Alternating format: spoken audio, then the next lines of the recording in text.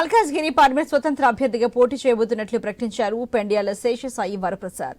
తనకు మద్దతు తెలిపిన ఆత్మీయ సమ్మేళనాన్ని నాగోల్లోని ఒక ఫంక్షన్ హాల్లో నిర్వహించారు.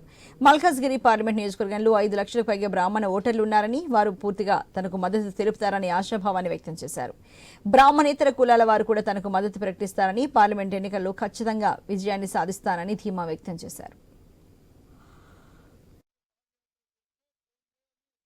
ప్రసాద్, నేను 30 ఏళ్ళ నుంచి వైష్ణవి కేటర్స్ సంస్థ హైదరాబాద్ నగరంలో నడుపుతున్నాను.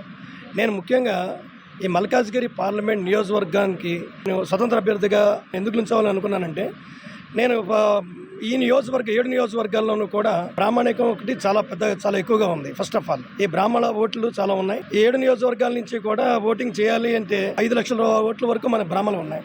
ఈ బ్రాహ్మణ ఓట్లు ప్రతి ఒక్కళ్ళు వేసి నన్ను ముందుకు తీసుకొస్తామని ప్రతి ఒక్కళ్ళు నాకు వాగ్దానం చేశారు. వాళ్ళందరూ కూడా నాకు సపోర్ట్ చేసి మీరు ఉండాలి అని చెప్పి అన్నారు. దానికోసం నేను ఈ ప్రయత్నం చేస్తున్నాం. ఈ ప్రయత్నంలో సఫలీకృతం అవుతాననే ఒక నమ్మకం కూడా ఈరోజు ఏర్పడింది.